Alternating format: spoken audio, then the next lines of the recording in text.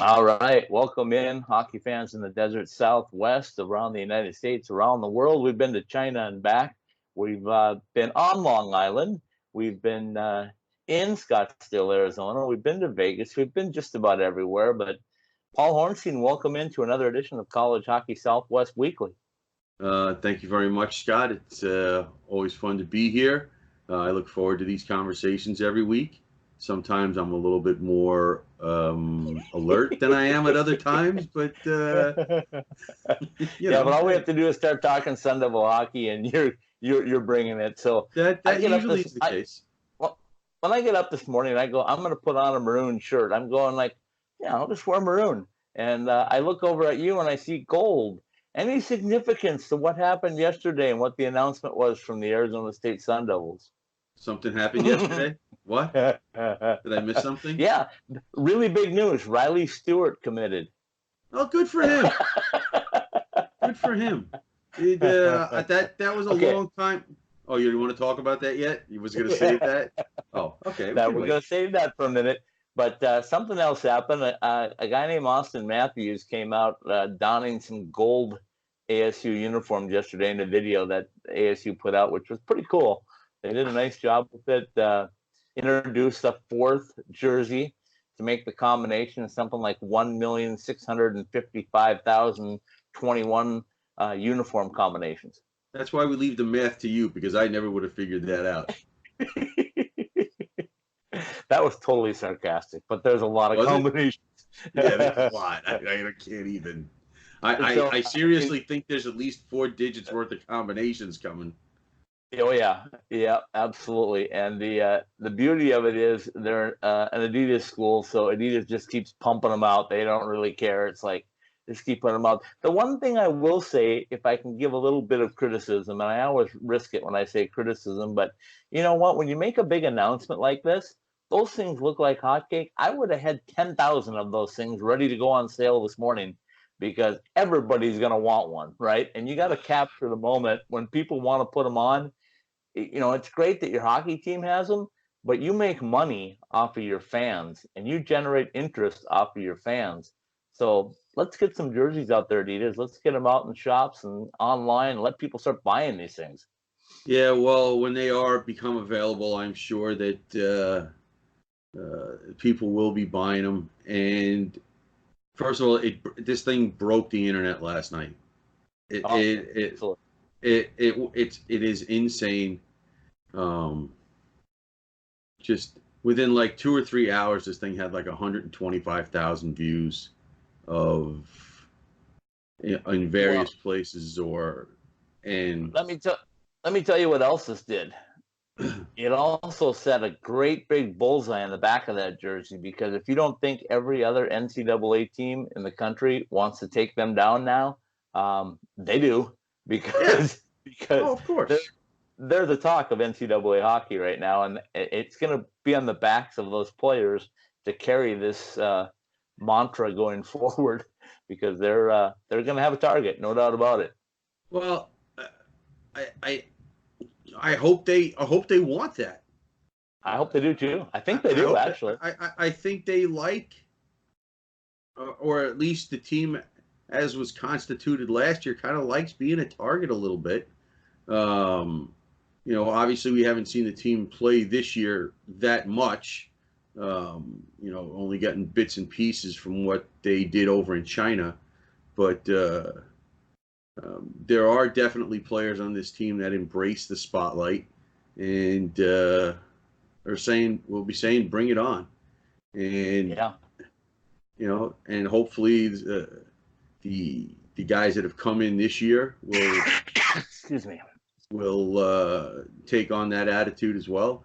And, you know it was the talk of the little group that I was in yesterday, as I was at the baseball game, and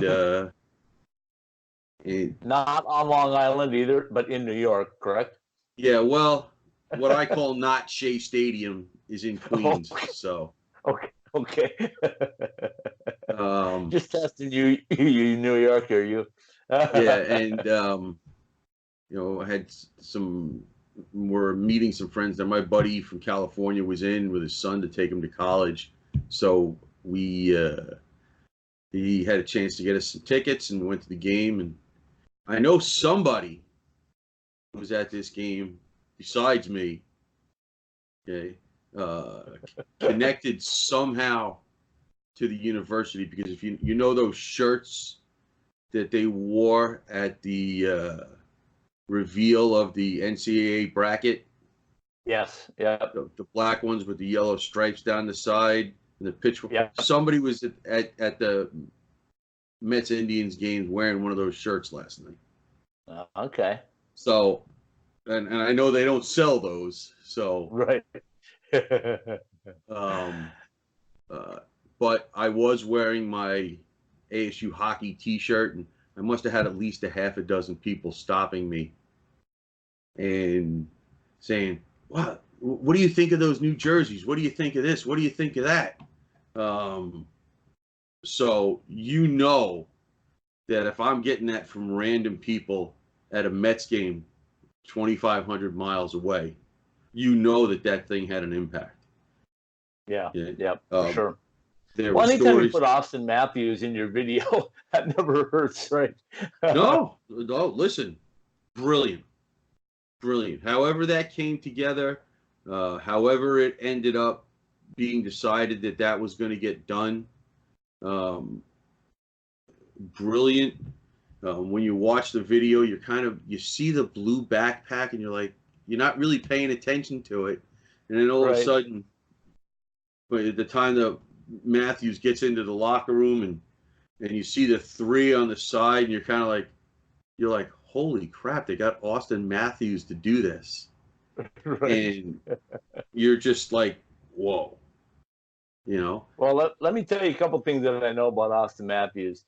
Had he not been the #1 draft pick in the NHL, he would have gone to ASU.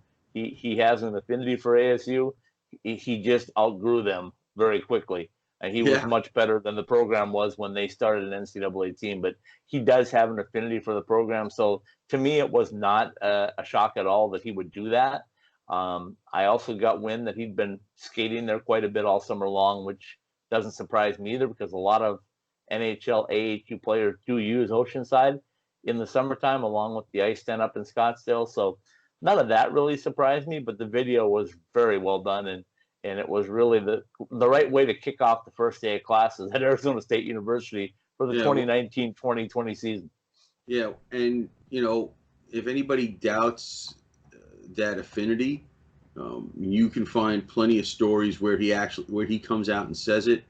I believe his sister is going there to play golf starting this year, so there's already a family connection to the university.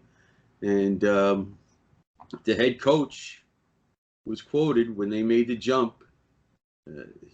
Matthews was the first person he called out of respect, and I totally get it. He knew Austin wasn't gonna, but just out of respect for the talent that he had and what he meant locally, you had to ask him.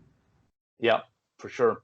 So the excitement's out. We now have white, maroon, black, and gold in the uniform jersey combinations to go along with a bazillion different kinds of socks, gloves, helmets, breezers. I mean, you name it. So kudos to ASU. They're always going to look sharp. I don't think anybody will ever outdress them in NCAA hockey as long as they're an Adidas school. So congratulations on that part of it. Now let's start talking about some on-ice stuff, or close to on-ice stuff. Is a really big get. Again, that was not a secret, at least not to me. I'd heard this for about 2.5 years, that Riley Stewart, the younger brother of defenseman Connor Stewart, committed verbally to go to ASU. Put it out on Instagram and Twitter yesterday. So I guess that's as official as you get right now at this stage. But let me tell you some things and then jump into it. But let me tell you some things about Riley Stewart. I've been told by several people, not just one, not just 5, probably a dozen, that have told me that this kid is going to be something fantastic. He's bigger, he's stronger, he's skilled, he's got everything that you want. Speaking of Austin Matthews, I've been told by a couple of people that have watched Riley Stewart play that he might be the second best Arizona-born hockey player to ever don a jersey at the college level. My hope is and was that he would get to college and not advance on into the pro ranks, but he has got a lot of talent. He's got a lot of size, and he's got the experience now watching his brother a couple of years before he even gets on the campus. So let's just keep our fingers crossed for the Arizona State's sake that he doesn't go pro before he gets to ASU. But what a great get. It just speaks again to getting talent like that from your homegrown backyard. I mean, Coach Powers doesn't miss on anybody from Arizona. Well, it's just, you know, I don't know, because it usually takes a couple of days after somebody gives that verbal commitment for me to find out or figure out what year they're going to start. Yeah. Because that's kind of important to kind of have an idea of when the player commits and how it's going to work out. Because as you and I have seen dozens of times just in these last 2 years, that until the name is on the paper, it doesn't matter. But well, until the player's on the ice, it doesn't matter. Yeah, because even putting it on paper doesn't necessarily mean it's going to happen. I kind of feel bad for Riley Stewart. The day his announcement comes out, it got buried. It maybe got buried, but I also think he benefited from it because I think there was so much buzz about ASU hockey that when he came along, like I saw some tweets come out this early morning and last night that said, "Oh, the Austin Matthews effect has already taken hold. They've already got." We all knew that was that was tongue in cheek, but they were saying that he already jumped on board because of the Matthews video. No, he was coming for a long time. It was just a matter of when he made the decision. So look down the road. You got Riley Stewart coming down the road. You got Josh Doan coming down the road. You got Carson Briere, who's already in the program, but a red shirt coming down the road. You got a Niedermeyer kid coming down the road. I mean, you think this roster is good? Check back with me in 2 years and see what the roster looks like. Well, here's, like I said, just this is a situation, and the only reason, like I said, the reason you feel bad is because usually when a kid announces that he's made a decision, and anybody that thinks that he decided because Austin Matthews made a video, okay, is silly, because that decision doesn't get made at the snap of a finger, unless somebody's mind is already made up. Yeah. But no, I just usually what happens when these guys announce that they're going to commit to a school, and I'm sure it's every school, not just ASU, they'll get 6, 7, 8 hours of their friends saying, "Hey, good luck, congratulations, awesome." Riley's got buried in an avalanche of Austin Matthews, and it is what it is. But we'll see what happens. I had heard from other people as well that Riley's a very good player. Obviously, I like to see it from my own eyes before I make those decisions. But I don't have that availability to me right now like you do or some other people do that obviously I talk to out there. So for now, I take their word for it. But as the old expression goes, trust but verify. Yeah, exactly. Okay, so other things happened within the program this week. The week started off after our show last week with Chris Grando. Is that the name? Chris Grando, yes. That made the transfer from Boston College. He's going to be a junior transfer, so he'll transfer in. He'll sit out this year. He'll go to classes. He will practice with the team all year, which I can't explain enough how much that's going to mean, because he's a talented hockey player from a great historic program that now is going to enhance your practice time, and he will then be eligible to play games next season, which only enhances. I mean, can you imagine? You're going to have a Chris Grando skating and working off season with Carson Briere. If I don't talk about anybody else, that right there, that is invaluable experience. So this roster is getting more and more crowded. I don't know how there's enough stalls in the locker room, but that's not my concern. But Grando played just about every game for 2 years at BC. He did more scoring in his freshman year. Scored 6 goals in his freshman year and had 18 points. The thing you like about the 6 goals that he scored is 2 of them were shorthanded, which means he gives you some ability to kill penalties. And I don't really like this stat, but they throw it on there anyway. Game-winning goals. I mean, if you win a game 8-0 and you scored the first goal, you get credited with the game-winning goal. Right. Not totally accurate, but of the other 4 goals, or 3 of his 6 goals were quote-unquote game-winning goals. So maybe he's the kind of guy that rises to the moment. As a coach said in the articles that we read, maybe just needed to change the scenery. Well, I'll say this. But he's getting that. He played for Green Bay in the USHL, so going from Green Bay to Boston College. And I don't know if you've been there. I don't know if you've been to that campus. Yes, Boston I have. College. You go to Boston College and you're like, okay, this is central casting. This is straight out of, this is what, if you've never been there, you expect a New England college to be like, with 95,000 trees and old buildings. And with all due my respects to my buddy from BU, it's a different type of campus. Well, because BU, as you know, is in town as opposed to just outside of town. So it's a different kind of campus. Not saying one's better than the other. Relax, Jim. Relax. They're just different. So he's doing that.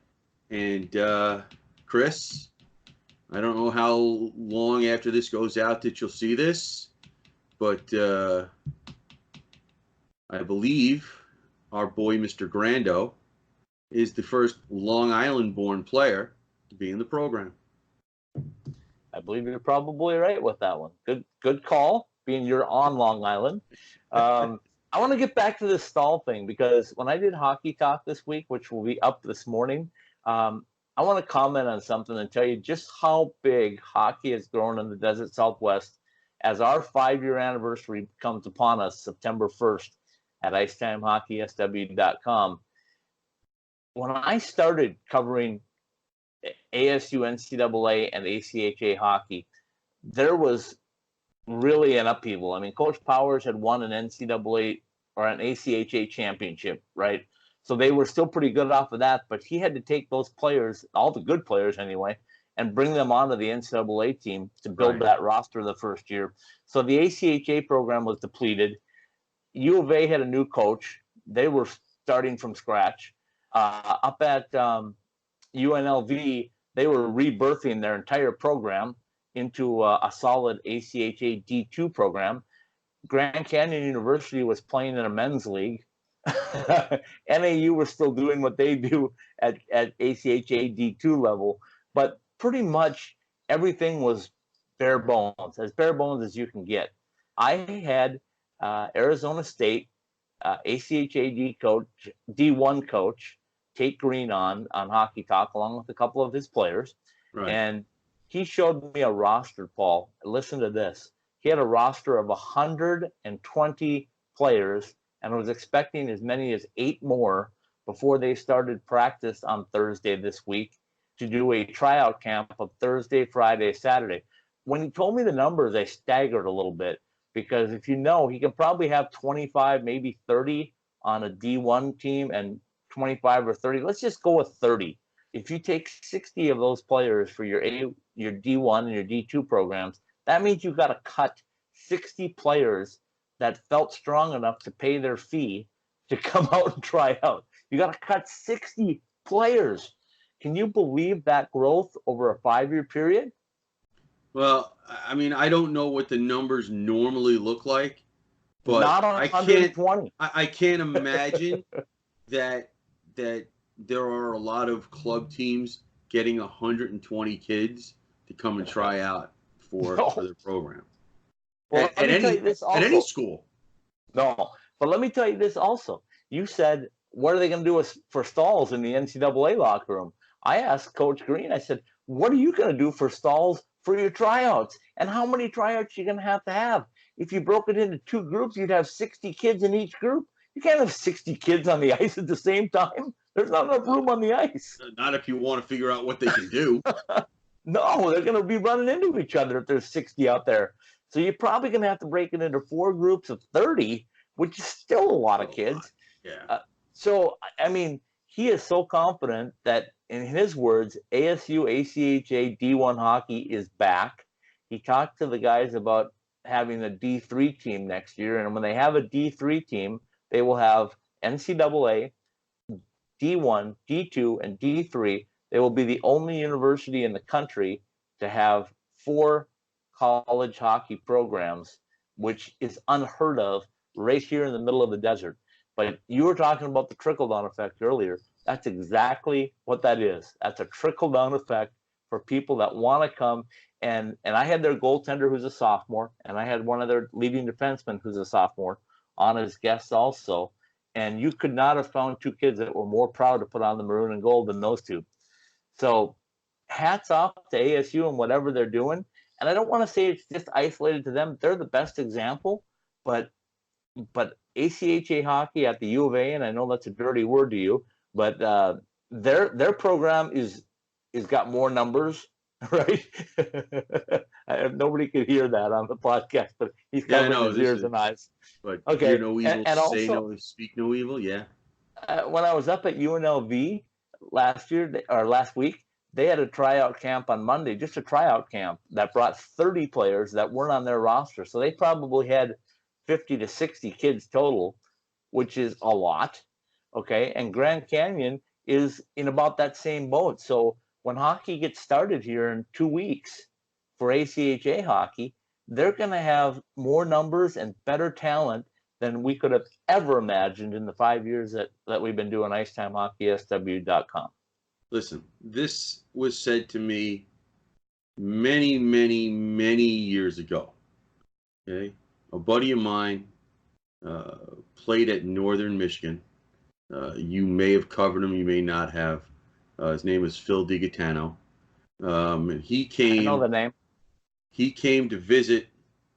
I don't remember if I was there because he came a couple times. I don't remember if it was just my brother, but we're walking along, and he said if they ever put a program out here, it would go insane. And they are just some shovels away from this thing going off the charts. There you go again. Had to bring up shovels, didn't you? You just had to bring up shovels. Well, we're talking about exploding programs, right? Right. Okay. They're all connected. Okay. So more news. Like I said, this has been the craziest summer of hockey in Arizona that I think's ever happened, with all the things going on with the new ownership for the Coyotes, all the things happening at ASU, winning an international tournament, exposing the world to another uniform combination with Austin Matthews leading the way in it. I mean, if the Coyotes were ever to land Matthews either as a free agent or in a trade deal, this state would blow up. It would absolutely blow up. So somebody on Twitter is going to hear that, and they're already been talking about that for 24 hours, and it's just they've talked about that since how the NHL rigged the draft to make sure they didn't get him. I mean, it's been on and on and on forever. But I'm just telling you that if there was ever a state that could have used that for the growth of hockey, oh my God, if he ends up in a Coyotes jersey before he's 40 years old, he will be a hit without a doubt. But okay, I'm on my soapbox. I'm off the soapbox. Let's get on with what we're talking about here, because I think you're gonna fall asleep on me. You had a long night at a No, baseball game like that listen. right now. Once the lights go on, I'm in. Once the lights go on, I mean, I'm looking at some weird stuff on my screen because I don't know what I hit or moved. Because now I have, I don't know if it's coming out on the recording or not, but I've got you in the main part of the screen. I know that I'm up in the corner, Well, and there's another little Scott right down here in the bottom right of my monitor, and I don't know if that's showing up on your end or not, but it's not. But let's stop right there and check. Look closely. Does one of them have horns and one of them have angel wings? no, Because it no could be the angel good and the wings, bad. no angel wings on either one of them. Okay. So I think we're all good on my end, and that's the end that we're going to okay, use to do the show okay, from. So I think we're all good on that. So lots of things happened player wise. Lots of things happened uniform wise. They're getting really close right now to with classes starting. They'll be on the ice. I think September 1st is the official date when they get on the ice, right. and then That's that month is going to fly by. oh yeah, oh yeah, You know, and so we're going to I'm be into Mercyhurst very quick. yeah, yep, and they better be into it too. I don't see them not being, uh, but it's going to be important if you get off to an early start. We'll keep repeating this a few dozen times between now and then because it's what we do. Um, I obviously having those 5 games in China would be more of an advantage if they got to continue playing right away, but Right. obviously take the break because of NCAA rules, and we go from there. But the season is getting tantalizingly close, and if I could figure out a way to have the games exist and still be summertime, I'd be okay with that. Yeah, if you watch them at the beach on Long Island, huh? Yeah, I could live with that.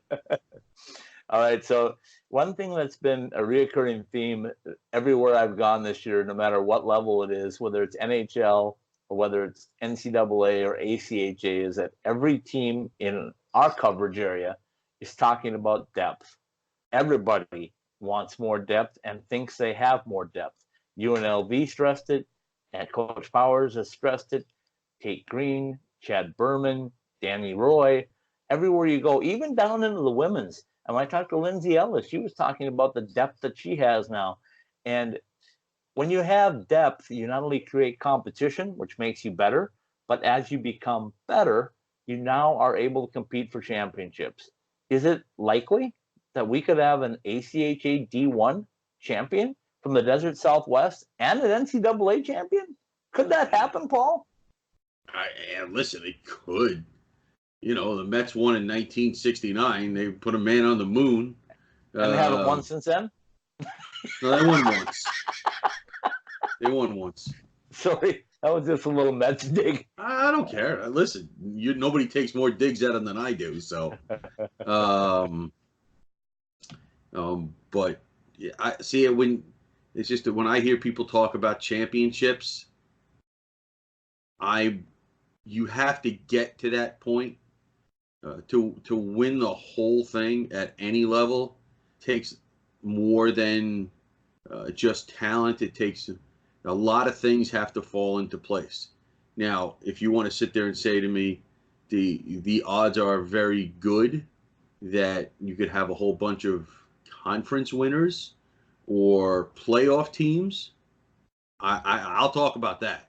But championships, right. That takes a lot of, Mookie Wilson ground balls to first base and. Don't go there. Don't go there. Listen, my Red Sox fan friends, they can get over it now. They won 3 World Series in the last 15 years. They can get over it already. Yeah, they still weren't going to beat him to the bag. He wasn't going to be out. Just get over it already. Right. Okay. We got our baseball reference in. Okay. So as we wind down this show, because we'll try to keep a little shorter till season starts, but we look at a couple of things that came into mind. When I started IceTimeHockeySW.com, I did so to bring more exposure and quote unquote grow the game in the Desert Southwest. That was very important to me. And one of the people that I reached out to first was Coach Powers. Little did I know at that time that he had the reach and the influence that he does have. But let me tell you, as I've traveled the desert Southwest, there is not a program, men's, women's, children's, pee-wee, that he does not have some effect on, directly or indirectly, right? I mean, he has people model their programs after what Coach Powers does. So it was really interesting to me to spend a week at UNLV and to hear everybody, the brain trust there, and Zcon, Anthony Vigneri Greener, Nick Riboni, those guys were all telling me the same thing. This year we have a team with higher character and more depth. When I went to U of A, even Chad Berman, who says the rivalry intact, yes, but does he respect the work of Greg Powers? Absolutely. Does he lean on Greg Powers for advice? Absolutely. He thinks he has higher character and Listen, more depth. at least they know their place. Yeah, At least they know their place. I knew that was coming. And Danny Roy has done such a good job over at Grand Canyon that when I brought up the name Grand Canyon to Tate Green and asked him what he thought, he said, "What school? What school are you talking about? That's my boy. There's another one here." There you go. Yeah, you go. That's what I'm talking about. The rivalry is intact all the way around the board, and kudos to Greg Powers for being the guy to do that, because if and when we get to multiple national champions, which is going to happen at some point in the desert Southwest, there's going to be one guy that's going to need a shrine outside that new arena where the shovels will go in the ground very soon, and that's going to be Coach Powers. He's already done more than anybody could ever imagine for hockey in the desert Southwest. So you know what? It is what it is, but I think we'd be very naive if we didn't realize just how far his reach goes. Hey, he's got a coaching tree just like Bill Parcells, just like I think Woody Hayes had his coaching tree, and Bear Bryant had Edwards. Who? What? Yeah. Sticking up for those Red Sox fans, huh? Okay, so the big news of the week, the New Jersey comes out with Austin Matthews wearing it, debuting it on the Oceanside ice. Chris Grando makes his announcement that he's transferring from BC to ASU, and we won't see him on the ice officially in game situations for another year. Riley Stewart makes his commitment. I already told you what I think of Riley. He's a great kid. Connor is a great kid. The family's a great family. It's fantastic to have them staying at home here in Arizona. And then, of course, what more can you say but just the number turnout with all the people that are coming out and wanting to see if Oceanside isn't packed to the brim every night for not only NCAA hockey but ACHA hockey, then people are really missing the boat in the desert Southwest. Well, listen, I look forward. Listen, I want to see it grow just like. I left you speechless again. I was just trying to find the right words to say. I want to see the game grow where you're sitting as much as you do. It's going to happen. And, whether we would be doing this or not, I would still feel the same way. So, I felt that way. I was always spreading the gospel when I was a student. And in times that I've been there when I wasn't a student, I'm always spreading the gospel of the game because that's how much I love the game, just like you do. So, all right. Well, let me tell you a couple of things that we'll round things up on. A couple of show promos coming up. Hockey Talk in the Desert Southwest this week will be online today. It's got all ASU talk, which I'm sure warms your heart from the ACHA always level. Really good stuff. You got to watch that. I did a story last night for our Sunday special this week with a guy named Will Flores, who is from New York originally. You're not talking about the guy that's playing for the Diamondbacks, right? No, not Wilmer. Okay, I just want to make sure. Yeah, this is Will Flores. Okay, and Will came from New York, from Cuban descent, talked about growing up playing hockey in the streets and things like that, moved to Arizona, is now an ASU grad and an architect down here, but he's got sons that play goalie. He played goalie. His wife had played some women's hockey down here. And when I met Will for the first time, we talked about his love, and his love is painting goalie masks. Love He's that. done Love that. over 50 of them right now. So Love we that. sat down last night and talked how you do it, how you come up with the concept, why he started it. He's got 2 kids that are both playing in programs down here. I think a 17-year-old and a 13-year-old. Don't quote me on that one because I'm still putting everything together, but what a great story it was. When I just put out a couple little tweets about Will last night, just little teasers on Instagram and Twitter, it started to blow up, and I'm going like, man, how popular is Will Flores? But he has made an impact everywhere. And my only point of disappointment was that I didn't get to him sooner, because what a great interview. It's going to be a Sunday special that you see Sunday night. It was just absolutely incredible. So hopefully that everything goes smoothly in the process of putting it onto the internet. But we're looking forward to that. Another shout out that just something a little sneaky. We're playing around with a new website. So we may have a new website design coming out soon to go along with our 5-year anniversary. So stay tuned to IcetimeHockeySW.com. Now the kickback to where you and I are, we really want to grow this brand called College Hockey Southwest Weekly. A lot of people have asked me what it is, why it's different. Here's why it's different. College Hockey Southwest Weekly is me and you and our photographer, Zach Bondurant. But we're doing primarily NCAA stuff on that channel. Right. And that will expand as well. So if you want NCAA stuff and you just want NCAA over and over and over again, especially from the Desert Southwest, come over to College Hockey Southwest Weekly at College Hockey SW on social media. Check out our stuff. Listen to the podcast. You can get it anywhere you hear a podcast. And join us in NCAA talk, which I think is going to be the best season ever in NCAA hockey here in the Desert.